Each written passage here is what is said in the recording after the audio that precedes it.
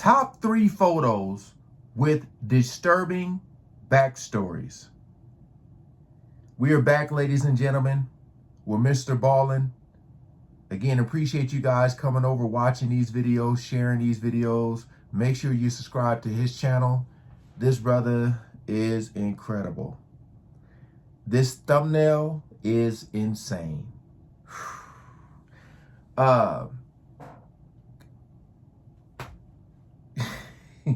You know, you just never know what's like the build up to the way he tell these stories, man. So we gonna check this out. Again, appreciate y'all coming over. Shout out to all the good humans out there. Link is always in the description for those who are asking. So we ain't gonna waste no more time. Let's jump right into it.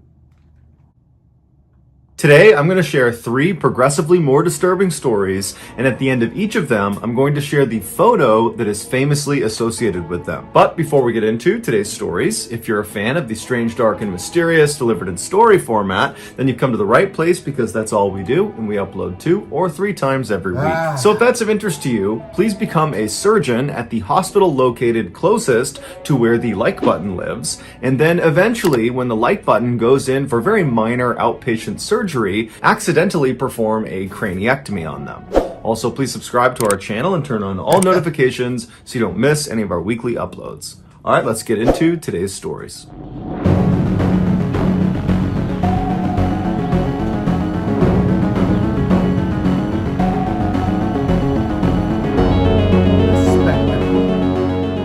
Just after midnight on June 17th, 1939, a crowd of people began to form outside of this unremarkable building in Versailles, which is a city in France. The atmosphere in this crowd was electric. They all knew why they were there. They knew what they were about to see, but even still, there was a lot of nervous anticipation. And so as such, some people were coping with these nerves by drinking alcohol and trying to laugh and have a good time, while others were much more subdued and were trying to be respectful about what they were about to witness. Between 1 and 2 a.m., the doors of this unremarkable building opened up, and a group of men dressed in the same dark uniforms came out and didn't say a word to the crowd, and the crowd immediately went silent and began to back away from them. And this group of men, they walked right out in front of this building, and they had lumber and they had tools with them, and they began constructing this kind of strange wooden structure.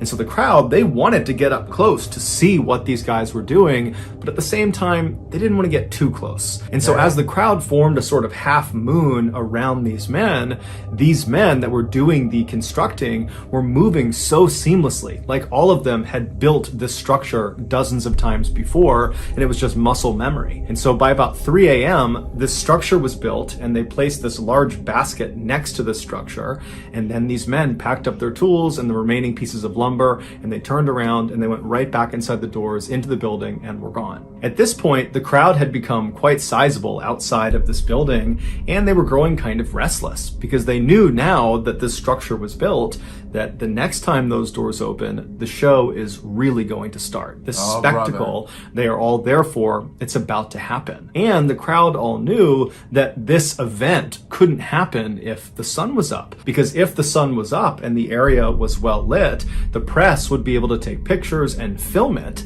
and that's not what officials wanted. They wanted this to happen in the darkness. But for whatever reason, things seemed to be getting delayed inside of this building. And so the crowd was just getting more and more restless. People are getting more and more drunk, and they're getting louder and more disruptive and boisterous. And then around 4:45 a.m., the sun had come up. And so the press was out in full force with their cameras trained at the doors of this building. And so the crowd really at this point is not actually expecting this event to take place, because at this point it just seems totally unlikely. But at 4:50 a.m., those doors swung open, and standing in the threshold was 31-year-old Eugene Weidman, who was a convicted serial killer. His arms were tied behind his back, and the collar of his white shirt had been tucked down inside because they needed his neck to be free and clear because he was about to be beheaded. So the two guards on either side of Eugene, they pulled him forward out towards the crowd so the executioners behind him, who were dressed all in black, could filter out and take up positions alongside the guillotine, which is that wooden structure that had been built earlier in the morning. And so as Eugene is being brought out towards the crowd and everything is getting set up for his execution, the crowd went wild. They were shrieking and howling and laughing and pointing and booing and just generally being completely rambunctious and totally bloodthirsty.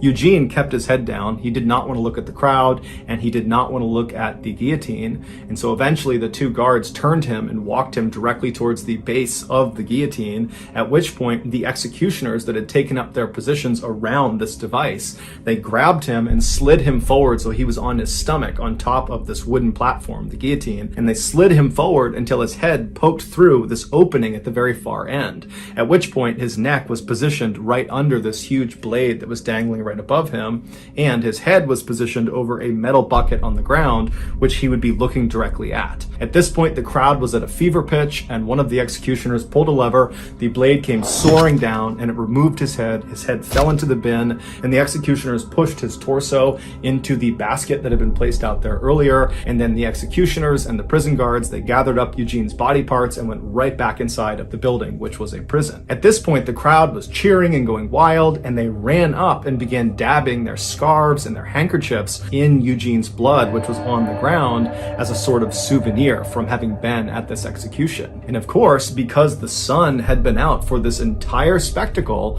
all of this had been captured on film. And so later that day, and for the next couple of days, the headlines all over France were about this bloodthirsty crowd that was cheering as this man was beheaded, and it just overall made France look really, really bad. And so French leaders decided that from that point forward, they could no longer do any more public executions. So the guillotine would continue to get used for decades beyond this point, but it was all behind closed doors. Also, random fact about being beheaded by a guillotine: your head, after it's been separated from your body, stays conscious for about 10 to 12 seconds, so they say.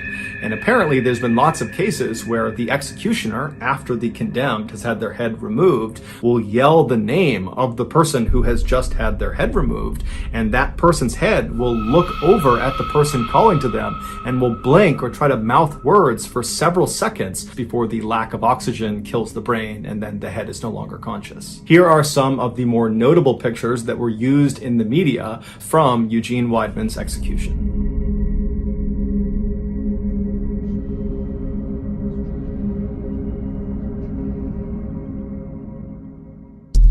Damn. That crowd was... In the early 1900s, Eben Byers was a man who other people envied. He was born into a very wealthy family in New York City. He attended Yale University in Connecticut, which is a very prestigious Ivy League university, and he was devilishly handsome. After his college graduation, he didn't need a job because his family was so rich, and so instead he focused his time on a passion of his, which was golfing.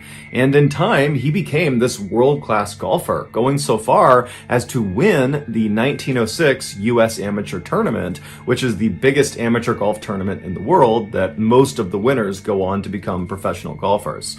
And so Eben most likely would have followed that path and become a pro golfer had his father not just handed over the very successful metalworking business that he started that made his family wealthy in the first place. And so Eben stopped his golf career and became the chairman of this incredibly successful company. And so overnight, he basically went from being just rich to being uber rich, making more money than he could possibly spend. Yeah. But Eben did attempt to spend his money. He pretty much immediately began buying up luxury properties all over the country. He bought horse racing stables in the United Kingdom and in America, and he bought an entire luxury box at Forbes Field, which is where the Pittsburgh Pirates professional baseball team used to play. And so in addition to owning all these incredible things, Eben also, through his role as chairman of this company, began connecting with and befriending very powerful and influential people like the founders and executives at the Coca-Cola company. And so all in all, Eben's life was really going quite well until 1927. That year, Eben was 47 years old, and he took some time off from gallivanting around the world and rubbing shoulders with famous people to go catch a football game at his alma mater at Yale University.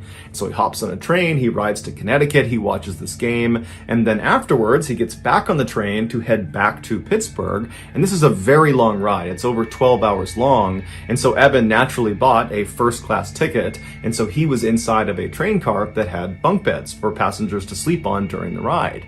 And so Eben climbed into a top bunk and he fell asleep. A few hours later, after the train is well on its way to Pittsburgh, Eben, in his sleep, manages to roll to the side of the bed and actually falls out of his bed onto the ground. He lands hard on his left side, it wakes him up, and as he stands up, he thinks he's okay, but then he feels this shooting pain in his left arm. So he's moving his arm around, he's not really sure what's wrong with it, but he's hoping it's just some bruising, and so he decides to get back into his bunk and just go back to sleep.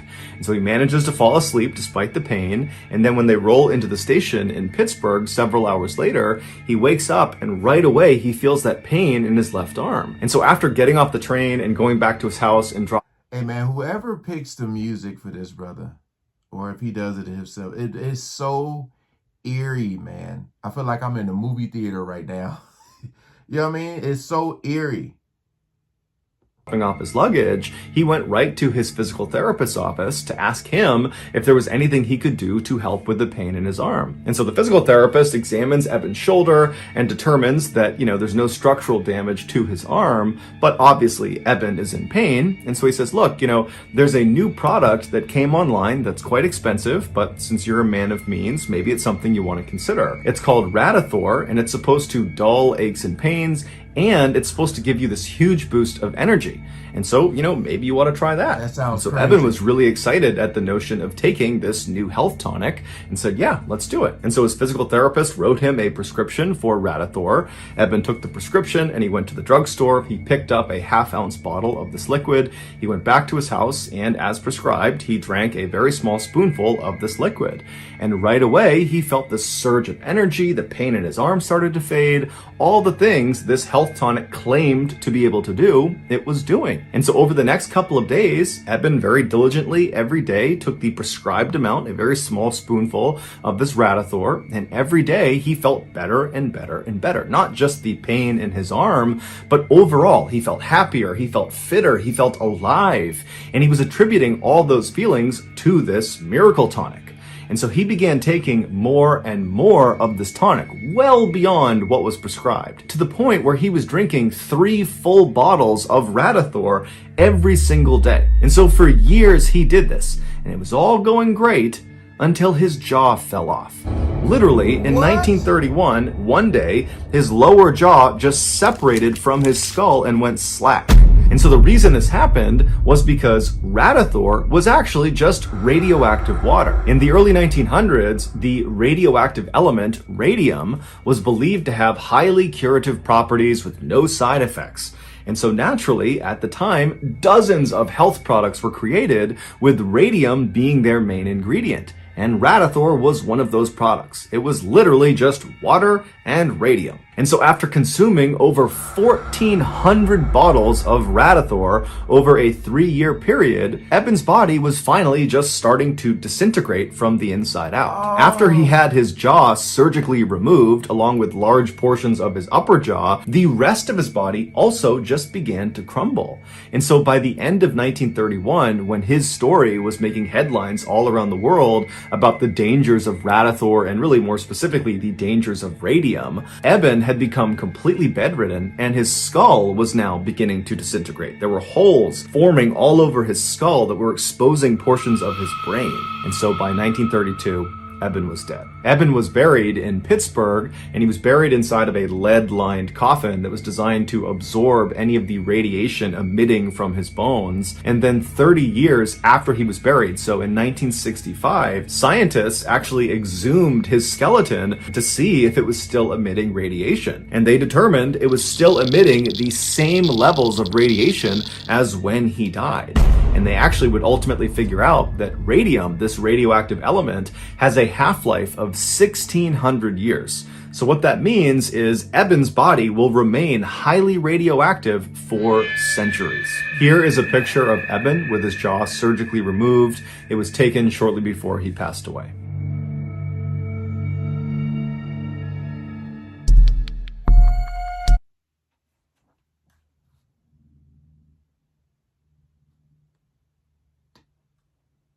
That is crazy. Just imagine just anticipating what's going next.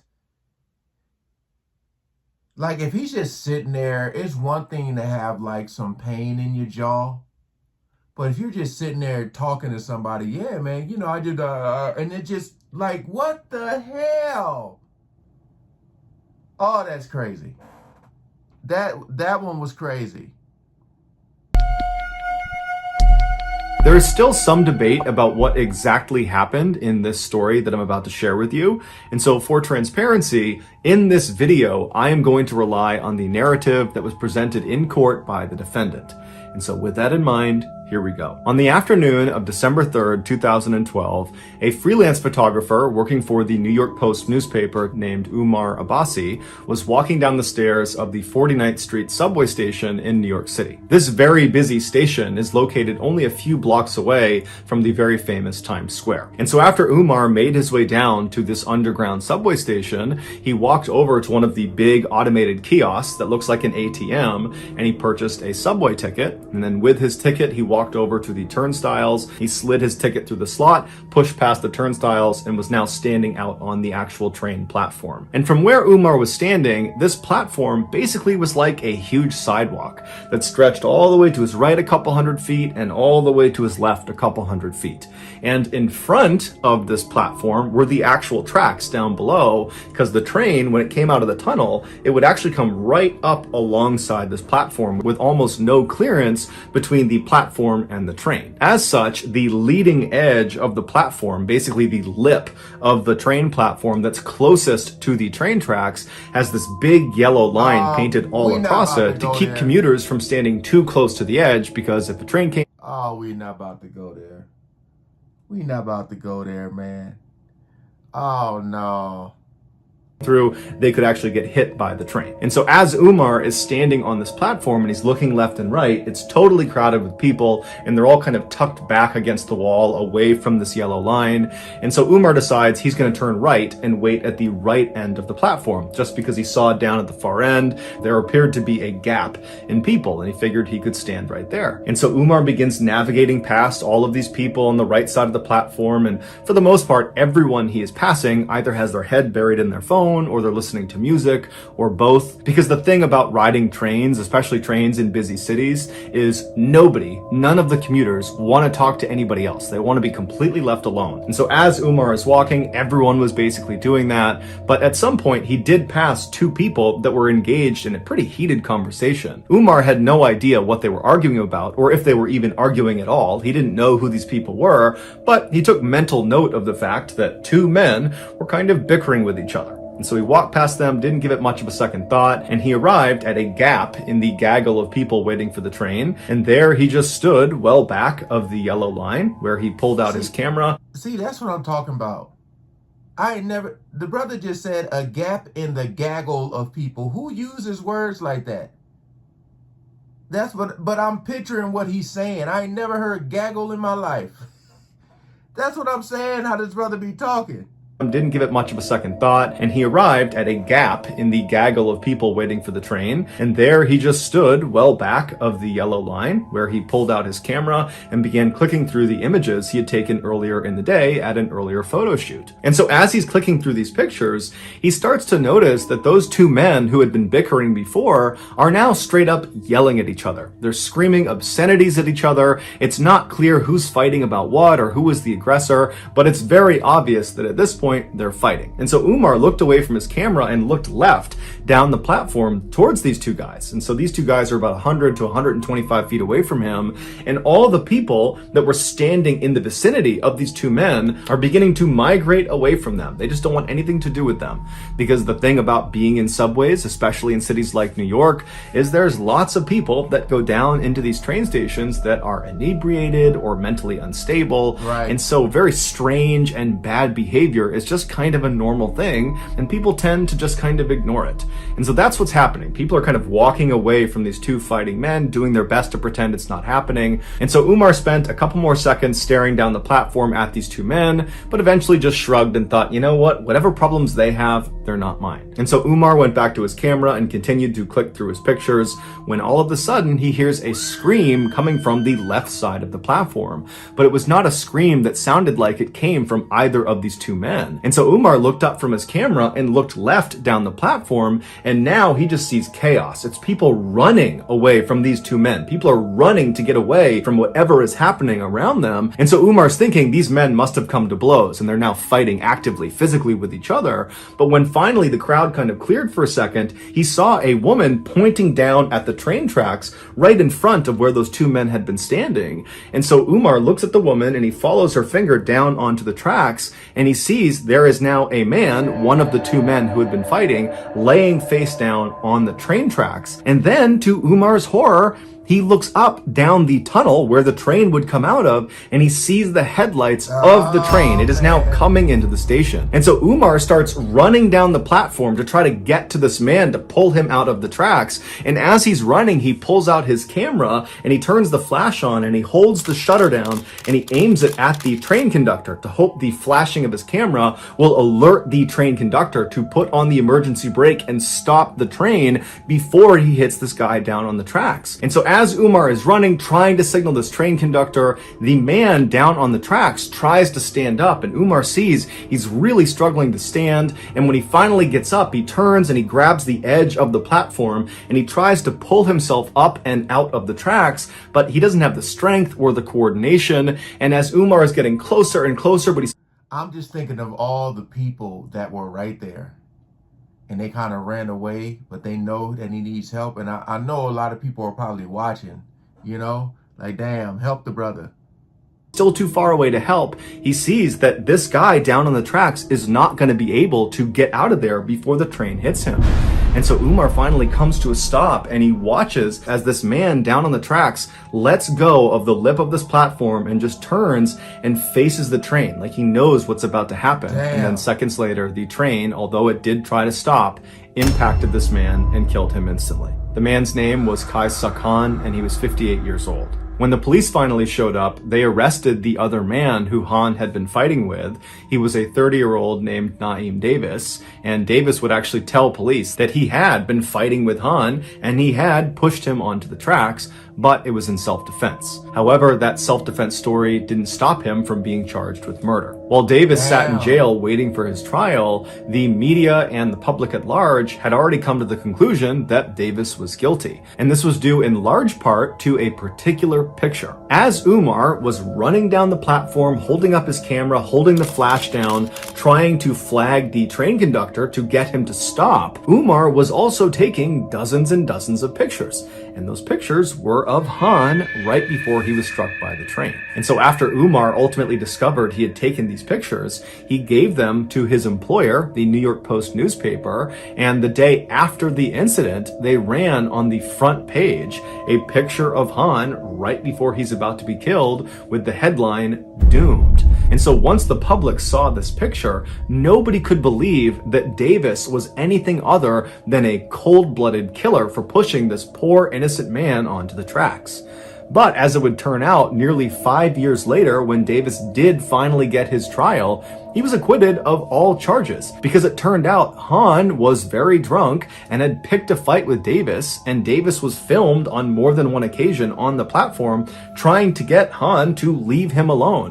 And so finally, after Han began making death threats and then grabbed Davis's shoulder, Davis turned around and pushed him, and Han, being drunk, stumbled and fell backwards onto the tracks and then was ultimately killed. Here is the infamous photo of Han on the cover of the New York Post newspaper.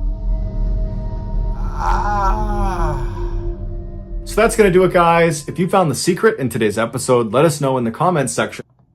I was finna say, because they were arguing, and I was hoping that it was more to that, you know, because when you, like, it's one thing if he pushed, like, the train is coming, you see the lights, and then you push him, like, you know, but the fact that he was drunk and he couldn't get it up, and like being drunk and making him lose his balance and stuff like that, and dang, but he still had to do those 5 years, all because of that picture though, man. Just the lights being bright like that. Oh man. But again, shout out to this brother. That's still that one with the mouth falling off, man. The train stories you hear and see all the time.